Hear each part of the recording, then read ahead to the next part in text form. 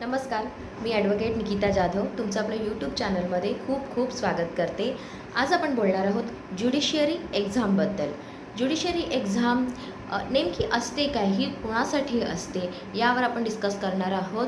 ज्या बहुतेक जणांना माहिती आहे की ज्युडिशियरी एक्झाम ही कशाशी रिलेटेड असते, ती कशी द्यायची असते, बट ज्यांना माहीत नाही, ज्यांना काही नॉलेज नाही आहे, जे गावाकडचे असतात त्यांना सहसा नॉलेज नसतं, त्यासाठी हा व्हिडिओ आहे।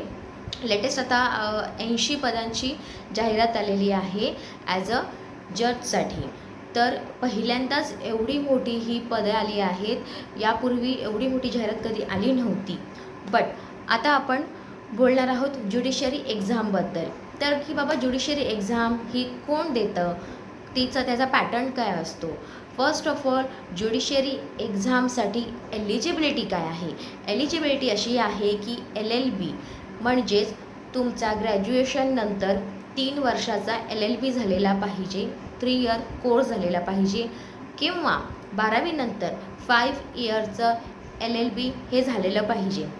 ओके, 12th नंतर BLS असतं, ते 5 इयर्सचा कोर्स असतो, लॉचाच असतो। आणि TY नंतर आपल्या 15वी नंतर त्याच्यानंतर 3 वर्षाचा हा LLB कोर्स असतो, त्याला LLB म्हणतात। आणि जी 12वी नंतर जे करतात त्याला BLS म्हणतात। ओके, इथपर्यंत क्लिअर आहे। तर आधीच्या रूलनुसार फ्रेशरसुद्धा LLB फ्रेशरसुद्धा ही ज्युडिशियरी एक्झाम देऊ शकतात। बट आपले सुप्रीम कोर्टाचे जे CJI आहे त्यांनी असा रूल काढलेला आहे की 3 इयर्स कंपल्सरी तुम्हाला प्रॅक्टिस ही करावीच लागणार आहे LLB कोर्स झाल्यानंतर। मग first of all judiciary exam ही 2 प्रकारे देऊ शकता तुम्ही। ॲज अ MPSC थ्रू देऊ शकता, MPSC थ्रूची पण ॲडव्हर्टाईजमेंट येते। ॲज अ प्रॅक्टिशनर देऊ शकता आणि ॲज अ फ्रेशर देऊ शकता। बट ॲज अ तुम्ही LLB पासआउट झालात, ओके, पासआउट झाल्यावर तुम्हाला 3 इयर कुठेतरी एक्सपिरियन्स घ्यायचा आहे, कुठेतरी इंटर्नशिप करायची आहे, कुठलेतरी मॅटर्स सांभाळायचे आहेत। ओके, 3 इयर्स तुमचा एक्सपिरियन्स आल्यानंतर तुम्ही ही ज्युडिशियरी एक्झाम ही देऊ शकता। ओके, अँड ॲज अ तुम्ही वकील आहात, तुम्ही वकील म्हणून प्रॅक्टिस करत आहात, तर तुम्हाला मिनिमम 7 इयर्सचा एक्सपिरियन्स पाहिजे ॲज अ डिस्ट्रिक्ट जजसाठी। ओके, तर ही झाली एलिजिबिलिटी एरिया।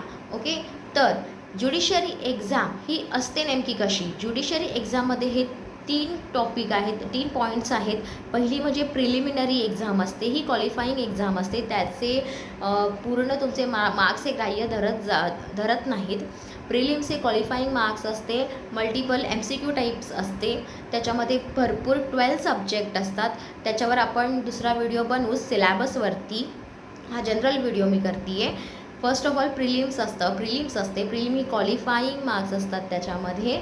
जर त्याच्यामध्ये तुम्ही क्वालिफाय झाला त्याच्यानंतर मेन्स असते। मेन्स एक्झाम ही रिटन असते, question answer with the help of law concept sections, याच्यामध्ये डीपली कन्सेप्ट तुम्हाला ही विचारली जाते। प्रिलिम पासआउट झाल्यानंतर मेन्स नंतर पासआउट झाल्यानंतर तुम्ही इंटरव्ह्यूला सिलेक्शन होतं तुमचं। इंटरव्ह्यूला तुम्हाला बेसिक म्हणजे फक्त इंटरव्ह्यूमध्ये तुमची पर्सनॅलिटी चेक होते आणि तुम्हाला नॉलेज किती आहे। तुम्ही मेन्स पासआउट करून झालात म्हणजे तुम्हाला थिअरी नॉलेज आहे, बट तुम्हाला इंटरव्ह्यूमध्ये तुमची पर्सनॅलिटी चेक होते की तुमचा कॉन्फिडन्स लेवल किती आहे, तुम्ही त्या चेअरमध्ये बसण्यायोग्य आहात की नाही हे चेक केलं जातं। बस हा व्हिडिओ एवढाच होता। तुम्हाला आवडला असेल तर नक्की शेअर करा। थँक्यू।